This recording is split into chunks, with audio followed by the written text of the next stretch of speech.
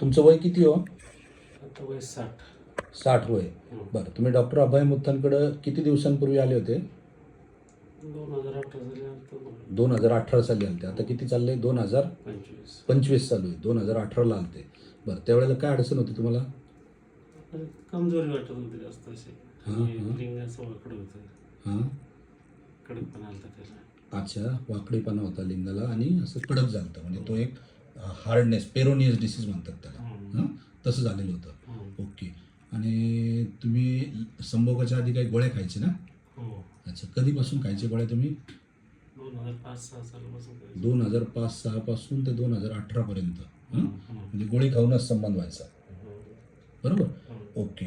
तर मग नंतर तुम्ही डॉक्टर मुत्तांकडे आले, त्यांनी तुम्हाला किती दिवस औषध दिले होते? 2 महिने. 2 महिने औषध. त्यात कुठली संभोगाच्या आधीची गोळी वगैरे नव्हती ना? नाही. रेग्युलर औषध होते, सकाळ संध्याकाळ. ओके. तर मग त्या 2 महिन्याच्या औषधांमध्ये तुम्हाला काय फरक पडलेला होता? संबंध 8 दिवसापासून चालू झाले ते म्हणजे असे. हां, म्हणजे 8 दिवसानंतर संबंध सुरू झाले. हां, औषध दिल्यानंतर. हो. अच्छा. आणि साधारण किती दिवसाला संबंध व्हायला लागला? 5-6 दिवसाला लागला. म्हणजे 5-6 दिवसातून एक संबंध व्हायचा, हो. बरोबर? हो. ओके. 2 महिने औषध दिले तर, हो. बरोबर? हो. आणि पहिल्या 5-6 दिवसातच फरक जाणवला? हां, 8 दिवसात. 8 दिवसात पहिले. ओके. आणि मग आता आत्तापर्यंत तुमचे संबंध चालू होते म्हणजे? हो, चालूच होतं. आत्तापर्यंत? आता पण चालू आहे तसं, पण हां. थोडंसं हेच होतं म्हणजे असं कमजोरीच वाटते मला. अच्छा, म्हणजे आत्ता कधीपासून? मी 1 महिना 1.5 महिना. महिन्या 1.5 महिन्यापासून कमजोरी वाटते म्हणून तुम्ही आलेत. म्हणजे 2018 ते 2025 मध्ये जवळ 7 वर्ष तुम्ही चांगले होते. हो, व्यवस्थित होतं. हां. हो.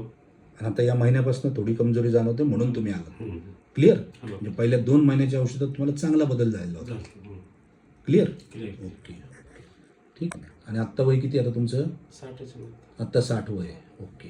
म्हणजे 65ची जन्मतारीख म्हणतो. हां, ठीक आहे ना. 60 जन्म वय आहे तुमचं आता सध्या.